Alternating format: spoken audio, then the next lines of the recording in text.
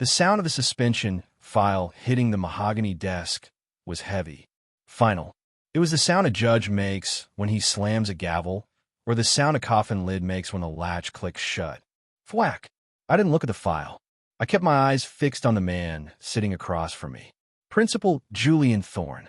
He was 32 years old, wearing a three-piece charcoal suit that cost more than the Honda Civic I drove into the parking lot. He had a perfectly trimmed beard, a smile that didn't reach his eyes, and a Mont Blanc pen resting between his manicured fingers. Next to me, my son, Leo, shifted in his plastic chair. He was holding a chemical ice pack against his left eye. The skin around the socket was already turning a deep, sickly shade of violet. His lip was split. There was a smear of dried blood on his collar. He was 16 years old, and he was shaking, not from fear, from rage. Thorne leaned back in his leather executive chair. It squeaked, a sound of expensive comfort. He clasped his hands together and gave me a look of practiced sympathy. It was the kind of look a politician gives a constituent right before they raise their taxes. "Mr. Vance," Thorne said. His voice was smooth, cultivated. It had the rhythm of a podcast host. "I understand you're upset. Seeing your son injured is distressing. But we have to look at the bigger picture here. We have to look at the culture of safety we are building at Crestwood High." I didn't say anything. I just watched him. In my line of work, you learn that silence makes guilty people talk. It makes them nervous. They feel the need to fill the void. Thorne cleared his throat, adjusting his silk tie. "The policy is clear. It's in the handbook you signed at the beginning of the year. Zero tolerance. That means zero. It doesn't matter who started it. It doesn't matter who threw the first punch. It doesn't matter if Leo claims he was defending himself.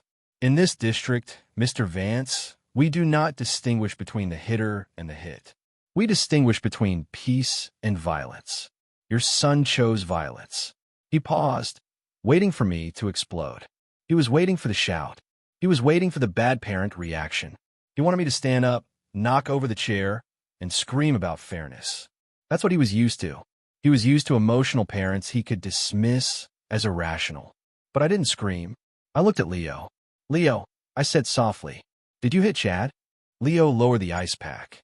His good I was wet, but his jaw was set like stone. "He cornered me in the locker room, Dad. He had two of his friends blocking the door. He shoved me into the lockers. He hit me 3 times before I swung back. I just wanted him to stop." "I believe you," I said. I turned back to Thorne. "You saw the video?" Thorne sighed, a theatrical exhale of patience. "I have reviewed the incident report, Mr. Vance. The specifics of the altercation are irrelevant to the disciplinary outcome. The camera footage confirms Leo struck another student. That is an automatic 10-day suspension. Pending a board review, it could lead to expulsion for aggravated assault. And the other boy?" I asked. My voice was flat. "Chad, the one who cornered him. The one who hit him 3 times first. Is he suspended?" Thorne's smile tightened at the edges. A micro-expression, a flicker of annoyance. "Chad is receiving counseling. We believe in restorative justice for those who struggle with impulse control. But Chad didn't break a nose, Mr. Vance. Leo did. The outcome dictates the punishment. So," I said, leaning forward just an inch, "let me get this straight. If my son stands there and lets himself be beaten into a coma, he's a model student. But if he stops the person beating him, he's a criminal." "We don't deal in hypotheticals," Thorne said, tapping the file. "We deal in policy. Leo is suspended. Effective immediately. You need to escort him off the premises. If he returns before the hearing, we will call the police for trespassing." He stood up. The meeting was over. He checked his watch, a heavy gold diver's watch that looked too big for his wrist. He was dismissing me.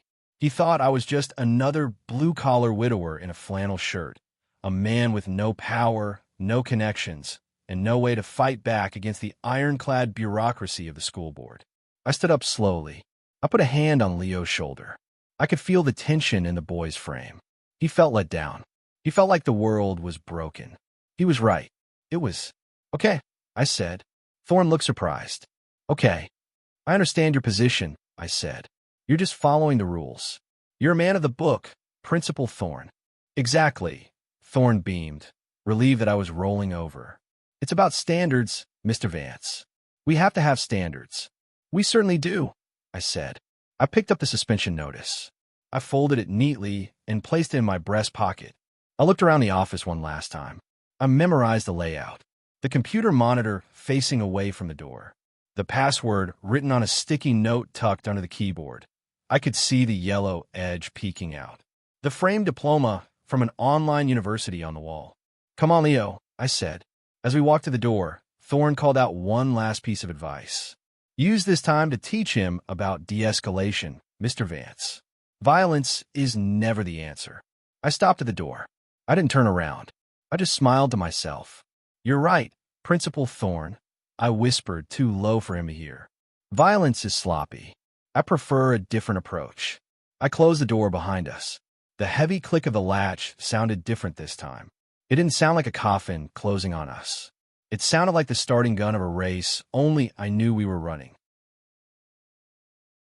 To understand why Principal Thorne had just made the biggest mistake of his career, you have to understand who I was before I started wearing flannel shirts and driving a 10-year-old Civic.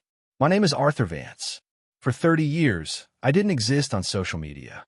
I didn't have a LinkedIn profile. I didn't go to high school reunions.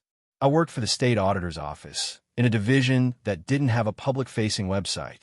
My title was Data Compliance Officer. It was a boring title. It was meant to be. It was designed to make people's eyes glaze over so they stopped asking questions. In reality, I was a digital forensic analyst specializing in asset recovery and fraud detection. When a county commissioner suddenly bought a vacation home in Aruba on a public servant's salary, they sent me. When a horrifying amount of money vanished from the highway infrastructure budget, they sent me. My job wasn't to kick down doors. I wasn't a cop. I was the guy who sat in a windowless room with a server rack humming in the background, sifting through terabytes of deleted emails, scrub hard drives, and lost financial records. I reconstructed shredded documents. I found the digital fingerprints people thought they had wiped clean. I spent 3 decades learning one universal truth. The louder someone talks about their morality, the more skeletons they have dancing in their closet. I retired 3 years ago when my wife, Sarah, passed. I wanted to be there for Leo. I wanted a quiet life. I wanted to grill burgers on Saturdays and watch football. I wanted to leave the filth of the world behind me. But Julian Thorne had just dragged me back in. We walked out to the car in silence. The school parking lot was filled with student cars that were nicer than mine. BMWs, Jeeps, a few Teslas. Crestwood High was in a wealthy district. It was the kind of place where parents hired lawyers instead of tutors. I'm sorry, Dad, Leo said, looking out the window as I started the engine. I know you hate trouble. I hate bullies, Leo, I said, shifting into reverse. And I hate liars. You did the right thing. Thor doesn't think so, Leo muttered, touching his eye. He looks at me like I'm trash. Like I'm ruining his stats. Thorne isn't looking at you, I said, my voice calm, rhythmic, steady. He's looking at his reflection. He's a narcissist, Leo. And right now, he feels invincible. And he had reasons to feel that way. Principal Thorne was the golden child of the district. He had been hired 2 years ago to modernize the school. He spoke in buzzwords. Synergy, restorative justice, holistics. He spent the school budget on a new digital marquee and a renovated administration wing while the science labs were using microscopes from the 90s. But his real power didn't come from his PhD in educational leadership. It came from who he protected. Who is Chad's father? I asked as we pulled onto the main road. Leo sighed. Mr. Sterling, the guy who owns the car dealerships. He's the president of the school board. Of course he is, I said.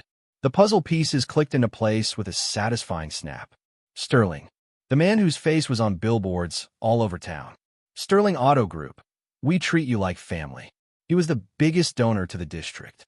He had likely handpicked Thorne for the job. It was a classic ecosystem of corruption. The rich donor puts his puppet in power. The puppet protects the donor's entitled son. The donor ensures the puppet keeps his job and eventually moves up to superintendent. It was a closed loop, a fortress. They thought they were safe because they controlled the narrative. They controlled the school board meetings. They controlled the local paper. But they didn't control the data. I looked at Leo. He was slumped in the seat, defeated. He thought his life was over. He thought the suspension would ruin his college applications. He felt powerless against the weight of the institution. "Leo," I said, "Thorne told me violence is never the answer." "Yeah," Leo scoffed. "He's wrong," I said. "Violence is an answer. It's just a crude one. It's the answer for people who can't think 3 moves ahead." Thorne thinks he won today. He thinks he crushed us. I turned into our driveway. It was a modest house. The lawn was cut. The gutters were clean. It was the house of a man who paid attention to details. "What are we going to do?" Leo asked. Mom would have gone down there and yelled at him until his ears bled. I smiled. I missed Sarah's fire, but I didn't have fire. I had ice. "We aren't going to yell, Leo. We aren't going to argue. We're going to give Thorne exactly what he wants. He wants us to go away. We go away. He wants silence. We give him silence." I turned off the car. The silence of the garage wrapped around us. "Go inside," I said. "Put some frozen peas on that eye. Order a pizza. I have some work to do." "Work?" Leo asked. "I thought you were retired." I unbuckled my seatbelt. I looked at the house, specifically at the basement window where my old server rack was still plugged in, currently collecting dust, just waiting to be woken up. "I'm retired," I said, opening the door. "But for Principal Thorne, I'm willing to come out of retirement for a few days." I walked into the house, but I didn't go to the kitchen. I went straight to the basement stairs. I could feel the old familiar hum in my blood. The hunt. Thorne had made a fatal error. He assumed that because I was quiet, I was weak. He assumed that because I followed the rules, I didn't know how to break them. He had lectured me on history. Violence is never the answer. I sat down at my desk. I blew the dust off the keyboard. The screens flickered to life, casting a blue glow over the dark room. "Let's see who you really are, Julian," I whispered. I cracked my knuckles. It was time to go fishing. The next 48 hours were a masterclass in bureaucratic bullying. Principal Thorne didn't just suspend Leo. He tried to erase him. On Tuesday morning, I sent an email to the school board. Attached was the raw video file from the hallway security camera, footage I had to fight to get. It clearly showed Chad, the board president's son, shoving Leo 3 times. It showed Chad's friends blocking the exit. It showed a clear-cut case of self-defense. The response came 11 minutes later. It wasn't from the board. It was from Thorne. "Mr. Vance, per District Policy 44B, video evidence is considered confidential student records. Furthermore, as previously stated, the provocation is irrelevant to the application of zero tolerance. Your request for an appeal is denied. The expulsion hearing is scheduled for next Thursday at 7 p.m. This will be an open forum." He wanted an open forum. Of course he did. Wednesday morning, the local paper, the Crestwood Gazette, ran a front-page story. The headline was in bold, black type. "Cleaning up our halls. Principal Thorne takes hard stance on school violence." I read the article at my kitchen table, drinking black coffee that tasted like battery acid. Thorne was quoted extensively. He talked about safe spaces and removing toxic elements. He didn't name Leo, but he didn't have to. The town was small. Everyone knew who the violent offender was. Then came the kicker. A quote from the school board president, Marcus Sterling, Chad's father. "We fully support Dr. Thorne's decisive action. We cannot allow thugs to endanger our children, no matter their background." Thugs. That was the word that did it. That was the word that turned my cold anger into something entirely different. They were painting my quiet, honor roll son as a thug to cover up the fact that Sterling's son was a sociopath in training. They were building a narrative. They were stacking the deck. They wanted me to walk into that hearing next Thursday and beg. They wanted me to plead for leniency so they could magnanimously grant Leo a transfer to the alternative school 2 towns over, keeping their hands clean and their stats perfect. I put the newspaper down. I looked at the date of the hearing. 7 days. 7 days is a long time in the digital world. In 7 days, empires can fall.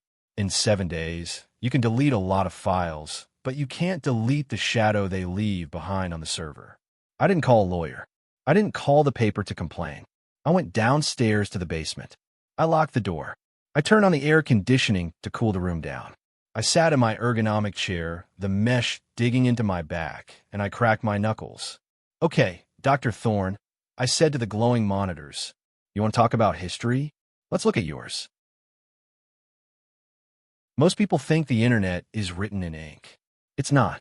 It's written in pencil. People think that if they delete a tweet or scrub a profile or wipe a hard drive, the information is gone. In my line of work, we call that optimism. Data never truly disappears. It just gets moved to the basement. It gets overwritten, fragmented, or cached in obscure archives that 99% of the population doesn't know exist. But I wasn't the 99%. I was the guy the state called when they needed to find the money a corrupt mayor hid in a crypto wallet. I started with a simple profile scrub on Julian Thorne. On the surface, he was squeaky clean. His LinkedIn was a shrine to educational buzzwords. His Facebook was full of photos of him at charity, 5 Burmese chats, and ribbon-cutting ceremonies. He had curated his image perfectly for a superintendent run. But everyone has a past. I ran a reverse image search on his oldest profile pictures. I used a proprietary scraping tool I'd written 10 years ago, a piece of code that crawls the Wayback Machine and other web archives, looking for metadata matches. It took 6 hours. The room grew hot despite the AC. My eyes burned. But then the algorithm got a hit. A suspended Twitter account from 7 years ago. The handle was at the realJT_88. The profile picture was a younger Thorne, looking frat boy arrogant, holding a red Solo cup. I pulled the archive. It was a goldmine. It wasn't just unprofessional. It was the antithesis of everything he was preaching today. Tweet, dated May 12, 2017. Just failed a kid for crying in class. If you can't take the heat, drop out. The real world doesn't care about your feelings. Tweet, dated August 4th, 2018. Zero-tolerance policies are for weak administrators who are scared of lawsuits. Sometimes a kid needs to get hit to learn respect. I stared at the screen. Zero tolerance is for weak administrators. He didn't believe a word of what he was telling the parents of Crestwood. He was using the policy as a shield, a weapon to bludgeon people like me while he protected the donors. But hypocrisy isn't illegal. Being a jerk on Twitter 7 years ago would be embarrassing, but it wouldn't kill him. He'd spin it. He'd say he evolved. I needed more. I needed the kill switch. I shifted focus to the communication between Thorne and Sterling. I couldn't hack the school server. That's a felony, and I don't break the law. I enforce it. But public schools are government entities. Their records are subject to sunshine laws. I found a vulnerability in the district's public document portal. Not a hack, but a misconfiguration. They had indexed their archived emails on a public-facing server, but hadn't linked them to the search bar. If you knew the file structure, you could just type in the URL. I guessed the file structure. I started downloading the email batches from the week of the incident. I searched for Sterling and Chad. I found a thread dated 3 months ago. Subject, Chad's incident in the cafeteria. From Julian Thorne. To Marcus Sterling. Marcus, I took care of the report regarding Chad and the freshman girl. I removed it from the official discipline log. We can't have this affecting his eligibility for the varsity team. But you need to talk to him. This is the 3rd time this month I've had to make a file disappear. There it was. I've had to make a file disappear. It wasn't just bias. It was fraud. It was tampering with public records. It was a felony. I sat back in my chair. The room was silent, save for the hum of the hard drives. I had him. I had him dead to rights. I could have emailed this to the superintendent right then. I could have sent it to the news. But I looked at the calendar. The expulsion hearing was in 3 days. If I released this now, Thorne would scramble. He'd resign quietly for personal reasons. He'd get a severance package. He'd move to another district and do the exact same thing to another kid. The story would die in the news cycle. No, Thorne wanted a show. He wanted an open forum to display his power. He wanted to make an example out of my son in front of the entire town. I decided to let him. I saved the emails to a secure thumb drive. I printed screenshots of the tweets. I organized everything into a presentation. Then I went upstairs, made a sandwich, and watched TV with Leo. Did you find anything? Leo asked, noticing I was strangely calm. I found enough, I said, taking a bite of the sandwich. Are you going to call the school? No, I said. We're going to wait. Wait? But the hearing is Thursday. Exactly, I said. We're going to let Mr. Thorne spend the next 3 days thinking he's the king of the world. We're going to let him invite the press. We're going to let him dig the hole so deep that he'll never climb out of it. I leaned back on the couch. For the first time in a week, I felt peace. Never interrupt an enemy when he is making a mistake, Leo. And right now, Thorne is making the mistake of his life. Thursday night arrived with the humidity of a storm that refused to break. The gymnasium of Crestwood High was packed. It smelled of floor wax and nervous sweat. I walked in with Leo. He was wearing a button-down shirt and tie. I wore my funeral suit. It was the only suit I owned, but it fit the occasion. We weren't here to mourn Leo's education. We were here to bury a career. We took our seats in the front row, right where the secretary had assigned us. It was a power move. They wanted us front and center so they could look down on us from the raised dais. Principal Thorne sat in the center of the long table, flanked by the school board members. Marcus Sterling sat to his right, looking bored, checking his phone. Thorne, however, looked energized. He was scanning the room, nodding to parents, playing the role of the benevolent dictator. He saw me. He offered a small, pitying nod. I didn't return it. I just placed my laptop bag on the floor between my feet. The meeting started with the usual administrative drone, budget approvals, cafeteria, vendor renewals. But everyone was waiting for the main event. Agenda Item 4, Disciplinary Hearing Regarding Student L. Vance. Thorne stood up. He adjusted the microphone. The room went dead silent. "Thank you all for coming," Thorne began, his voice booming through the PA system. "We are here to address a serious violation of our community standards. As you know, Crestwood High maintains a strict zero-tolerance policy regarding physical altercation. We do this to protect your children." He paused for effect. He was good.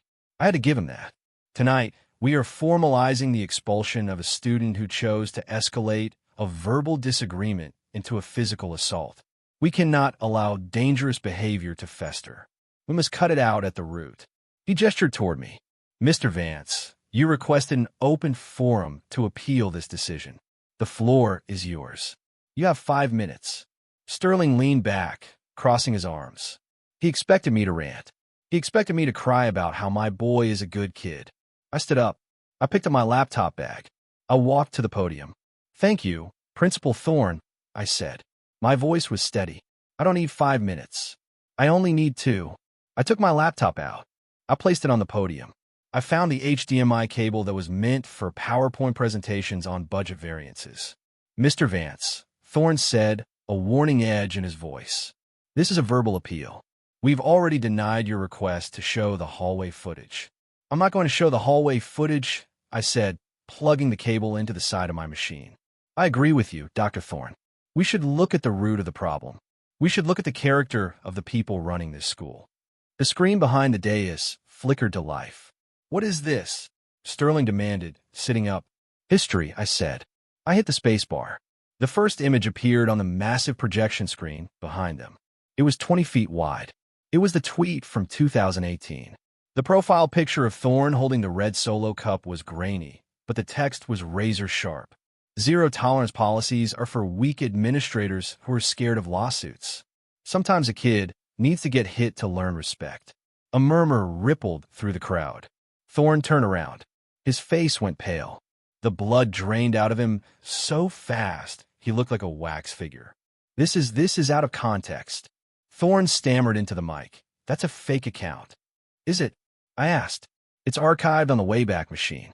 Metadata confirms it was posted from your personal email address. The same email address you used to register for the school superintendent conference last month." I hit the spacebar again. The screen changed. Now was the email thread. The subject line, "Chad's incident in the cafeteria." The text was highlighted in yellow. "Marcus." I removed it from the official discipline log. This is the 3rd time this month I've had to make a file disappear. The room erupted. It wasn't a murmur anymore. It was a roar. Parents were standing up.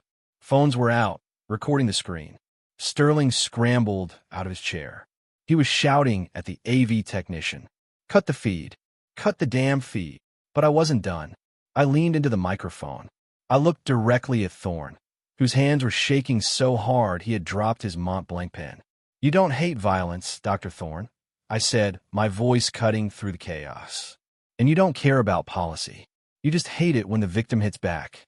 You bullied my son because you thought I was nobody. You thought I was just a man in a flannel shirt." I closed my laptop. The screen went black, but the image was burned into everyone's retinas. "I'm Arthur Vance," I said, "and I don't tolerate fraud." The fallout was immediate and catastrophic. The meeting never officially ended. It dissolved into a riot of accusations. Reporters who had come for a fluff piece on school safety suddenly found themselves covering a corruption scandal. Marcus Sterling tried to adjourn the meeting, but the other board members, realizing they were sitting in the blast radius, turned on him instantly. They voted to suspend the proceedings. Police were called. Not for me. For them. Tampering with public records is a crime. Fraud is a crime. By the time we got to the parking lot, Thorne was being escorted out of the back exit by 2 officers. He wasn't wearing handcuffs yet, but he looked small. The arrogance was gone. He looked like a man who realized he had spent his whole life building a house of cards, and I had just opened a window. The consequences came in waves. First, Thorne was fired for moral turpitude, which voided his contract. No severance. No golden parachute. His teaching license was revoked pending a state investigation. Second, the Crestwood Gazette ran a new headline the next morning. "Grade Fixing and Ghost Records. The Sterling-Thorne Connection." The investigation revealed that Thorne had buried 7 different assault reports involving Chad Sterling. The counseling Chad was supposed to receive never happened. Sterling resigned from the school board 3 days later, citing health reasons. His dealership took a hit, too. It turns out, people don't like buying cars from a man who pays to let his son beat up their kids. As for Leo, the expulsion was vacated immediately. The interim principal, a woman who had actually taught in a classroom within the last decade, wiped his record clean. She even apologized to him personally. Leo finished the year with a 3.8 GPA. Chad was transferred to a private military academy out of state. I sued the district for defamation and emotional distress. We settled out of court for a sum that was substantial. It wasn't about the money, but the check cleared just fine. It went straight into a trust for Leo's tuition. A few weeks after the settlement, I was in the grocery store. I saw Thorne. He was wearing jeans and a t-shirt, pushing a cart with a wobbly wheel. He saw me in the aisle. He froze. He looked like he wanted to say something. Maybe apologize. Maybe curse me out. I just nodded at him, grabbed a carton of milk, and kept walking. I didn't need to say a word. The silence was loud enough. They call it the fog of authority. It's the illusion that because someone sits behind a big desk, wears a nice suit, and quotes policy numbers, they are untouchable. They rely on you feeling small. They rely on you thinking that the rules are written in stone, when usually they are written in pencil by people with shaky hands. Thorne made the classic mistake of the arrogant man. He confused silence with submission. He thought that because I didn't scream in his office, I didn't have a voice. He forgot that in the digital age, nobody is invisible. We all leave footprints. And if you cross the wrong person, someone who knows how to track those footprints, you might find that your past arrives to greet you just when you think you've secured your future. Don't be afraid of the loud ones. Be afraid of the quiet ones. Be afraid of the man who listens, nods, and goes home to check the servers. Because while you're busy making noise, he's busy making sure that when he finally speaks, he's the last one to talk. This is Dante. Justice isn't always a shout. Sometimes it's a click.